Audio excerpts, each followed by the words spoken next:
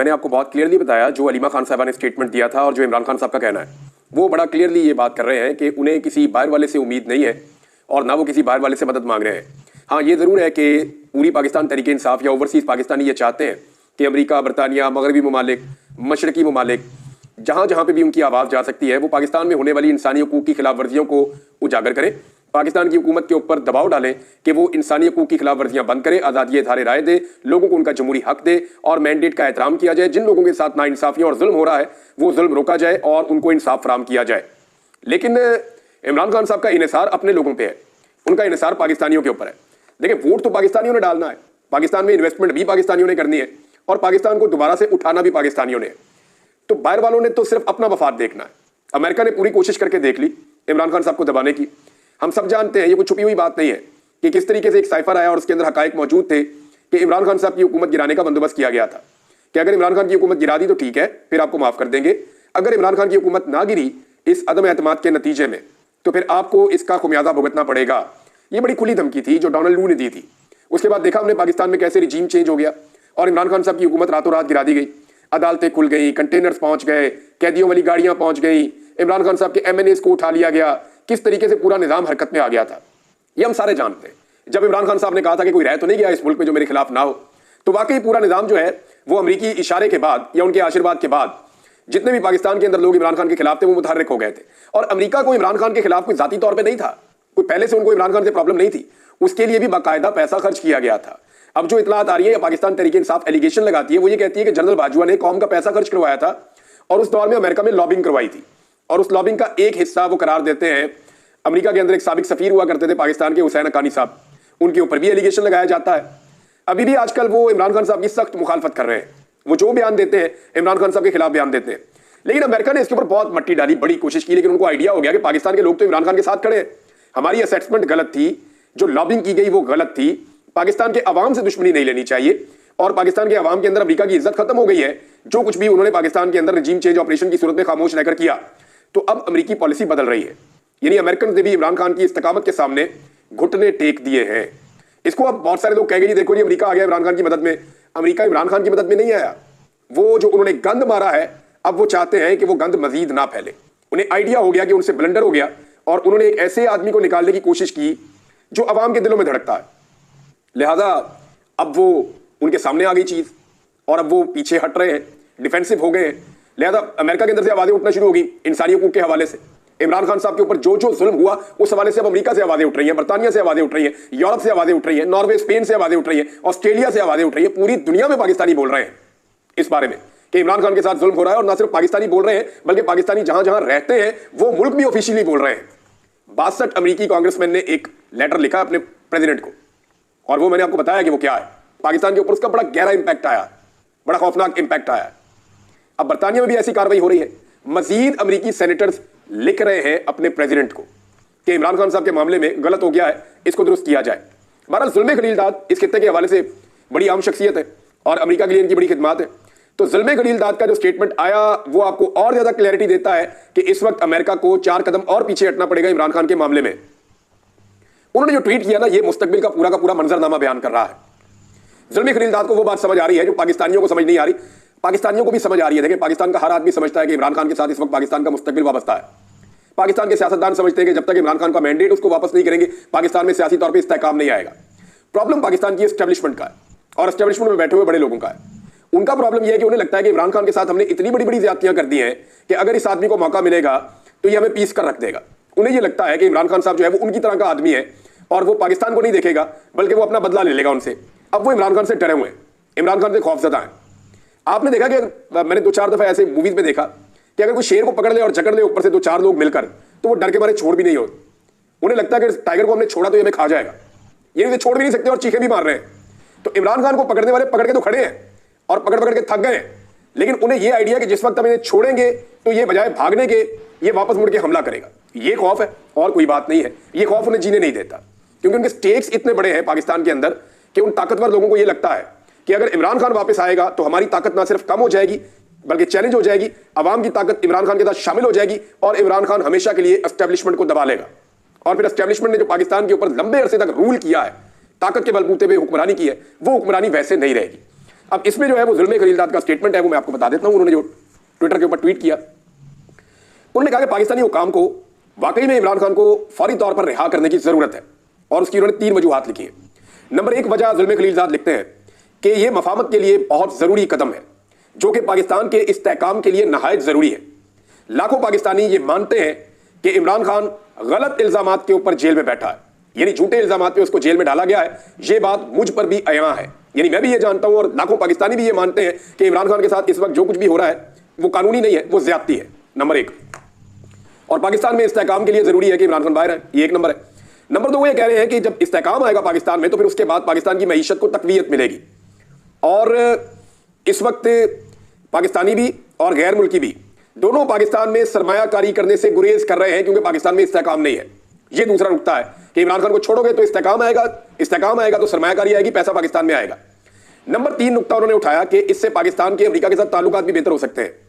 अच्छा, उसकी वजह वो ये बता रहा है कि अभी तो बेहतर नहीं हो सकते, जो बाइडन इमरान खान से उतने खुश नहीं है।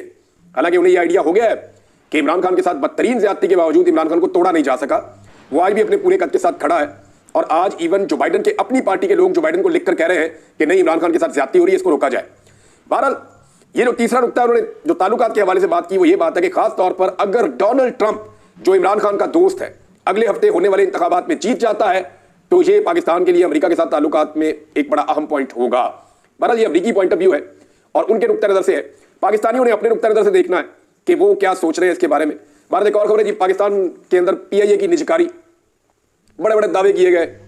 निजकारी का वजीर जो है उसने बड़े दावे किए, हुकूमत ने बड़े दावे किए कि अरबों रुपए आ जाएगा, बड़ी बड़ी इन्वेस्टमेंट्स आ रही हैं, हमें बहुत बड़े बड़े बिडर्स मिल गए हैं, हमें बड़े बड़े पार्टनर्स मिल गए हैं, हुकूमत को जमीन आसमान के कलाबे मिला दिए। फिर कभी कहा जी 20 अरब डॉलर की सरमायाकारी सऊदी अरब ला रहा है, 25 अरब डॉलर की सरमायाकारी फ्रांस से आ रही है, UAE और कतर बहुत बड़ी सरमायाकारी लेकर आ रहे हैं, चीन जो है पता नहीं अपना मंसूबा बढ़ा के कितने अरब डॉलर और लेकर आ रहा है। ये सारी कहानियां सुना के निकला क्या? छानबुरा। चंद मिलियन की सरमायाकारी भी होती है ना, वहां पे शहबाज शरीफ साहब खुद खड़े होकर MOU साइन करवा रहे होते हैं। मैं UAE का एक वाकया आपको बता देता हूं, नाम मैं नहीं लूंगा क्योंकि जिनका ये वाकया उन्होंने मुझे मना किया था। ये UAE में गए पाकिस्तानी गवर्नमेंट, और एक छोटा ताजर है, यानी बहुत बड़ी सरमायाकारी उन्होंने नहीं की, वैसे तो वो बहुत बड़ा बिजनेस ग्रुप है उनका, लेकिन कराची में उन्होंने एक छोटी सी सरमायाकारी की हुई थी, बिल्कुल छोटी सी। एक छोटा सा सॉफ्टवेयर का काम था, वो कराची में कर रहे थे, बहुत मामूली सी, चंद मिलियन डॉलर की है, बिल्कुल छोटी सी। तो उसमें उनको जनाब कॉल किया गया और उन्हें कहा गया जी कि सूटेड बूटेड किस्म के 2-4 बंदे ले, कोई अरबी दिखने वाले बंदे वहां पे होने चाहिए, तो आपने ना बस शहबाज शरीफ साहब के सामने बैठ के तो वो MOU साइन कर देना। उन्होंने कहा जी ये तो पीनट है, मैंने तो सरमायाकारी की नहीं पाकिस्तान में, ये तो छोटा प्रोजेक्ट था, हमने यहाँ पे कर लिया। उन्होंने कहा जी हमें कोई बंदे ही नहीं मिल रहे। ये पाकिस्तानी वजारत कर रही है और IT मिनिस्टर इसके अंदर इन्वॉल्व थी, ख्वाजा आसिफ की रिश्तेदार। तो उन्होंने वहां पे रिक्वेस्ट की उन बिजनेसमैन से कि अल्लाह का आपको वास्ता है कि शहबाज शरीफ के सामने कोई तनकीद ना कीजिएगा, कोई ऐसी बात ना कीजिएगा, हमारी इज्जत आप रख ले, सिर्फ आप बैठे तकरीब में साइन करें, PTV आपकी वीडियो बना देगा, हमने वहां पे चलानी है। मैं आपको रियल वाकया बता रहा हूं, ये इस हुकूमत की सूरत हाल है। तो कितने इन्होंने नारे लगाए, कितने दावे किए जी हमने जनाब सरमायाकारी पाकिस्तान में आ रही है, 50 साल की तारीख में सबसे लोएस्ट है इस वक्त सरमायाकारी। ये मुल्क नहीं चलना बगैर मैंडेट के। ये जितने तजुर्बाकार मिस्त्री लगे हुए ना, ये पन्ने उठा के रेंच पकड़ के, ये मुल्क ऐसे नहीं चलना। ताकत के बलबूते पे आप लोगों को चुप करवा सकते हैं, उनकी जुबानें बंद कर सकते हैं, उनकी जुबानें काट सकते हैं, उन्हें जेलों में बंद कर सकते हैं, उन्हें कैद खानों में, हुकूमत खानों में डाल सकते हैं, काल कोठरियों के अंदर रख सकते हैं, लेकिन आप पाकिस्तान की मईशत नहीं चला सकते। अगर पाकिस्तान सारे का सारा आपने चलाना है तो 25 करोड़ आदमियों को फिर आपको यरगमाल बनाना पड़ेगा। लोग नहीं मान रहे ना, मैंडेट ही नहीं है। लोगों ने वोट किसी और को डाला, लाके किसी और को बिठा दिया। अब वो शक्लें ही लोगों को पसंद नहीं है, लोग कहते हैं ये तो वो लोग ही नहीं, हमने जानते ही नहीं, इनको कहां से लाके आपने बिठा दिया। बहरहाल PIA की निजकारी की जनाब बड़ी कोशिश की गई, उसके अंदर 6 बिडर्स को फाइनल किया गया कि 6 कंपनियां जी ये PIA को खरीदेंगी। 1-2 कंपनियां अपनी भी वाकफ बीच में डाल दी। वो पता लगा जी कि कल शाम को मीटिंग थी 5 बजे, पाकिस्तान टेलीविजन लाइव दिखा रहा है, निजी TV चैनल्स को रोक दिया गया, तो सिर्फ 1 कंपनी आई, और वो भी कंपनी ऐसी जिसको हुकूमत ने फेस सेविंग के लिए रखा हुआ था कि यार 2-4 कंपनियां अच्छा नहीं लगता, 2 कंपनियां अपनी डाल देते हैं। तो उनमें 1 कंपनी जो है वो 1 कंपनी आई, वो पाकिस्तानी है, मैं उन्हें जानता हूं अच्छी तरह। तो उनको मजबूर किया गया, वो पहुंच गए। तो उन्होंने जनाब PIA की कम से कम कीमत जो हुकूमत ने रखी हुई थी 85 अरब रुपए रखी हुई थी, उन्होंने 10 अरब डॉलर की कीमत लगाई। और 10 अरब डॉलर में भी उन्होंने किसी को वहां कहा, पता नहीं मजाक में कहा, ये क्या बात हुई कि जनाब हमारी सोसाइटी के जो प्लॉट है ना, उन प्लॉटों में एडजस्ट करवा दें ये कीमत भी। क्या ये हो सकता है? अब ये वहां पे रिपोर्ट हुई है चीज। मामला ये है कि 10 अरब डॉलर PIA के मिल रहे हैं, यानी ओने पोने भी कोई खरीदने को तैयार नहीं है। वो जो 5 कंपनियां नहीं आई ना, उनसे जब राब्ता किया गया तो उनमें से 3 ने कहा हुकूमत पे एतबार ही नहीं है, इस हुकूमत पे, इस निजाम पे हमें भरोसा ही नहीं है, कोई पैसा खर्च करने को तैयार नहीं है। यही बात जुल्म खलीलजाद समझा रहा है, लेकिन पाकिस्तानियों को तो समझ आ रही है। पाकिस्तान के जो कर्ता धर्ता बने हुए हैं या पाकिस्तानी एस्टेब्लिशमेंट है, उनको ये बात समझ नहीं आ रही इससे पहले देर हो जाए। भाई समझ लो ये बात, फॉर गॉड सेक, ये मुल्क इधर ही रहना है, आपके बच्चों ने भी इस मुल्क में रहना है, यहीं पे हमने पलना है बढ़ना है, हमारा मुस्तकबिल इस मुल्क के साथ वाबस्ता है। नौकरियां तो खत्म हो जाएंगी एक दिन, जिंदगियां भी खत्म हो जाएंगी एक दिन, तो मुल्क के साथ कुछ अच्छा ही करके जाएं ताकि लोग आपको अच्छे अल्फाज में याद रखें। अब इस वक्त अवाम के साथ फड्डा डाला हुआ है कि नहीं जी हम जिसको बनाएंगे वही रहेगा। तो पीआईए का जनाब 10 अरब रुपए पीआईए का दिया जा रहा था। क्या कोई नई एयरलाइन अगर बनाए तो 10 अरब में बनती है यार? 10 अरब के अंदर तो एक न्यूज चैनल नहीं बनता। तो इतनी बड़ी पाकिस्तान एयरलाइन, वो 10 अरब रुपए उसकी बोली लगी है, और ये दावे कर रहे थे बहुत बड़े बड़े। फिटे मुंह वैसे इनके दावों के ऊपर हद हो गई है। इन्होंने क्या हाल कर दिया पाकिस्तान के इदारों का। और ट्रस्ट का ये लेवल है कि हुकूमत को पैसे देने के लिए कोई तैयार नहीं, कोई इस हुकूमत के साथ काम करने के लिए तैयार नहीं है। ये ट्रस्ट का एक बहुत बड़ा डेफिसिट है। पेट्रोल की कीमतें हुकूमत ने एक बार फिर बढ़ा दी हैं। जब ये कम करते हैं तो खबरें बड़ी शौक से चलाते हैं, जब ज्यादा करते हैं तो खामोशी से बढ़ा देते हैं। अब इस वक्त भी जो पेट्रोल है ना, मैं सिर्फ आपको ये इसलिए बता रहा हूं कि मुझे पता है कि हुकूमत की मजबूरियां हैं, यहीं से उन्होंने पैसे इकट्ठे करने हैं और तो पैसे मिल नहीं रहे। पाकिस्तान में कारोबारी कोई नहीं हो रहा, पाकिस्तान के अंदर कारोबारी कोई नहीं हो रहा। जहां एक दिन में डीएचए की सैकड़ों फाइलें ट्रांसफर होती थी, वहां दोपहर तक 1 या 2 होती हैं। ये सिर्फ डीएचए नहीं है, बाकी सोसाइटियों का भी यही हाल है, काम ही नहीं हो रहा। हमारे एक दोस्त है कर्नल साहब, उन्होंने बताया जी हम हाथ पे हाथ रख के बैठे हुए हैं, काम ही बंद हो गया, लोग काम कर ही नहीं रहे। लोगों ने जिद पकड़ ली है कि जनाब हमने पैसा निकालना ही नहीं है। जब पैसा निकलेगा, सर्कुलेट होगा, तो उसी में से टैक्स जनरेट होगा ना, उसी के अंदर से आपको टैक्सेस मिलेंगे और चीजें मिलेंगी, पैसा मिलेगा। लोग खरीदो फरोख्त कर नहीं रहे, हालात यहां पे पहुंच गए हैं। अच्छा, अब मैं आपको ये बताता हूं कि पेट्रोल की कीमतों में दोबारा इजाफा किया, कोई ₹1.35 पेट्रोल और ₹3.85 डीजल की कीमत बढ़ा दी है। ये खबर मैं आपको इसलिए दे रहा हूं कि आलमी मंडी में इस वक्त जो पेट्रोलियम मसनूआत की कीमतें हैं वो $67 फी बैरल पे है, $67 फी बैरल पे। इमरान खान साहब के दौर में ये $125 फी बैरल के आसपास पहुंच गई थी कीमत। यानी इमरान खान के दौर में आलमी मंडी में तेल इससे दुगनी कीमत का था, और इमरान खान जो है वो उस वक्त भी $150 का पेट्रोल और डीजल इसके अंदर अंदर दे रहे थे। यानी इमरान खान साहब $125 फी बैरल खरीद के ₹150 फी लीटर के अंदर अंदर डीजल और पेट्रोल दे रहे थे। अब यहां पे आप देखेंगे 2.5 साल के अंदर इन साइंसदानों ने, जिन्होंने ₹70 लीटर पेट्रोल देना था, वो ₹60 तो ले भी ले रहे हैं पेट्रोल के ऊपर सिर्फ। यानी जब $125 या $115 आलमी मार्केट में फी बैरल कीमत होती थी ना, तो ये कहते थे हम ₹70 का बेच के मुनाफा कमाएंगे। और अब जब $67 फी बैरल है, तो ये कितने का बेच रहे हैं जनाब? इस वक्त भी जो कीमत है वो पाकिस्तान के अंदर ₹248 पेट्रोल और ₹255 डीजल की कीमत है। यानी इमरान खान के दौर से ₹100 महंगा बेच रहे हैं और उससे आधी कीमत में खरीद रहे हैं। ये फर्क है, सिर्फ मैंने आपको बताना था ताकि रिकॉर्ड के ऊपर आपके पास ये चीज रहे। अडयाला जेल में इमरान खान साहब के हवाले से नई खबरें आ रही है, दोबारा से सख्ती करने की कोशिश की जा रही है, और इस पे 2 स्टेटमेंट्स आए हैं। मैं आपको 2 स्टेटमेंट पढ़ के सुना देता हूं। एक तो सलमान अकरम राजा साहब के 2 स्टेटमेंट्स हैं, वो बहुत जरूरी है, और उनके अलावा एक स्टेटमेंट है उमर अयूब साहब का। उमर अयूब साहब ने जो स्टेटमेंट दिया, उन्होंने कहा कि अडयाला जेल में इमरान खान से मुलाकात की इजाजत नहीं दी गई। कहा गया कि हमें एक अंडरटेकिंग देना होगा, बयान अल्फी लिख कर दे कि सियासी गुफ्तगू नहीं करेंगे। और इमरान खान के साथ कौन सी गुफ्तगू करनी है भाई? सियासतदान है, सियासी गुफ्तगू ही करेगा ना भाई। नवाज शरीफ साहब तो बैठ के पूरी पॉलिटिकल मीटिंग्स करते थे जेल के अंदर, 15-15 सहाफियों को दोनों तरफ बिठा के, साथ इधर सामने मियां साहब के साथ मियां साहब के अपने बंदे भी, इरफान सिद्दीकी वगैरह, परवेज रशीद वगैरह, टका के वहां मुलाकातें करते थे। सियासतदानों की बकायदा महफिल होती थी वहां पे, पूरी कैबिनेट बैठती थी, बैठ के बातें करते थे। तो इमरान खान साहब ने नॉन पॉलिटिकल बात तो करनी नहीं, पॉलिटिशियन पॉलिटिकल बात करेंगे वो। तो उन्होंने कहा जी कि सियासी गुफ्तगू नहीं करेंगे। जब मैं जिम्मेदारान का नाम लेता हूं तो मीडिया मालकान की टांगें कांपती हैं, टांगों में सांस डालें और मुल्क के लिए खड़े हो जाएं। ये जनाब उमर अयूब साहब ने क्लियरली बात की है। अब सलमान अकरम राजा साहब ने कहा कि अब ये 27वीं तरमीम के जरिए फौजी अदालतों का क्याम चाहते हैं ताकि बंद कमरों में आपको और मुझे सजाएं दी जा सके। हम इसके खिलाफ अवाम में जा रहे हैं, ये हमारी शराफत का मामला है। हम बारहा एस्टेब्लिशमेंट को कह चुके हैं और आज भी कहते हैं कि पाकिस्तान की बड़ी सियासी हकीकत को मसलने की कोशिश ना करें, आप नाकाम होंगे। इस इलेक्शन के नताइज को अदालतों से ठीक होने दें। ये जनाब सलमान अकरम राजा साहब का स्टेटमेंट है। एक चीज आपको बताता हूं, हमारे एक सहाफी है सीनियर नादर बलोच साहब, वो जाकर मिले हैं मुस्तफीन साहब को, वो वकील जिन्होंने कादी फायद ईसा साहब पे थोड़ी सी तनकीद कर दी थी। आपको पता है उन्होंने क्या बताया? जो उन्होंने बताया ना, अगर आपको पढ़े तो आप लड़स जाएंगे। वो बता रहे वो पहचान नहीं पा रहे सही तरह, इतना उन पर टॉर्चर हुआ है, वो बात नहीं सही तरह कर पा रहे। उन्हें एक जुमला बोलने में बहुत दफा रुक रुक के वो बोलते हैं। 4 दिन के अंदर उन पर इतना टॉर्चर करके इतना बदतरीन हालत उनकी कर दी गई है। ये कादी फायद ईसा है जिनके लिए आज सारे लोग चिल्ला रहे हैं। मुझे हैरत होती है जो सहाफी शहीद अरशद शरीफ के लिए नहीं बोले, वो कादी फायद ईसा के लिए बोल रहे हैं। और कादी फायद ईसा के साथ हुआ क्या? किसी ने उसकी गाड़ी को हाथ लगा दिया।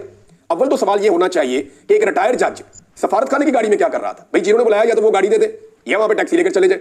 सफारत खाने की गाड़ी में एक रिटायर्ड जज जा रहा है, इस पे कोई सवाल नहीं उठा रहा, इस पे कोई बात नहीं कर रहा कि उसकी गाड़ी को सिर्फ हाथ लगाया। यास्मीन राशिद की गाड़ी को मार मार के तोड़ दिया था, टीन डब्बा बना दिया था, उसके ऊपर ये कभी नहीं बोले थे। तो कादी फायद ईसा में ऐसा क्या है? एक्चुअली ये कादी फायद ईसा को नहीं, निजाम को गालियां पड़ रही हैं। तो निजाम जो है वो इनका लाडला है और इन्हें लगता है कि निजाम को कोई उंगली भी लगाएगा ना तो ये चीखे मारते हैं। इनकी गैरत कभी नहीं जागेगी आम आदमी के साथ जितना मर्जी जुल्म और ज्यादती हो जाए। इनकी गैरत फौरन जाग जाती है जैसे इनके अपने किसी बंदे को छेड़ दिया जाए। सर्विंग जज के ऊपर गंदी गालियां सुप्रीम कोर्ट ऑफ पाकिस्तान के बाहर खड़े होकर दी थी इन्होंने 2023 में। सर्विंग जज के ऊपर गंदी गालियां दी थी, तब तो कोई नहीं बोला। अब धड़ाधड़ बोल रहे हैं कि काजी फायद ईसा की गाड़ी को रोकने की जिसारत कैसे की गई। अभी तो काजी फायद ईसा साहब ने म्यूजिक एंजॉय करना शुरू किया है, ये बहुत सारे और लोग म्यूजिक एंजॉय करेंगे। देखा बांग्लादेशियों ने क्या किया था। मैं कोई डरा नहीं रहा, आपको धमकी नहीं लगा रहा, मैं आपको ये समझा रहा हूं कि जब भी कोई जुल्म करता है या जालिम होता है तो अल्लाह की रस्सी जो है वो दराज तो होती है, लेकिन जब वो रस्सी खींचता है तो बड़ा बुरा फंदा पड़ता है। ये सबको सामना करना पड़ेगा, जो जो जालिम है उसको जवाब देना पड़ेगा, आज नहीं तो कल देना पड़ेगा। इमरान खान साहब के लिए जनाब एक बड़ा एहतजाज अनाउंस किया गया है 10 डाउनिंग स्ट्रीट में, और उसके लिए बाकायदा पोस्टर्स जारी कर दिए गए हैं। संडे को यह एहतजाज होगा 3 तारीख को नवंबर की, और इस एहतजाज के अंदर जुल्फी बुखारी, अदर मशवारी, शहजाद अकबर तीनों ये वहां से शामिल होंगे और बड़ी तादाद में कारकुनों को बुलाया गया है। इमरान खान के हक में एहतजाज किया जाएगा। कासिम सूरी, शहबाज गिल जो है वो अमेरिका से स्पेशली इसके लिए आ गए हैं, और आलिया हमजा साहिबा जिनका एक बहुत बड़ा नाम है पाकिस्तान तहरीक इंसाफ में, बड़ी इन्होंने कुर्बानी दी है, ये भी स्पेशली इस एहतजाज के अंदर शिरकत करेंगी क्योंकि पोस्टर में इनका चेहरा मौजूद है। तो देखते हैं कि बरतानिया में होने वाला ये एहतजाज कितना इंपैक्टफुल होता है।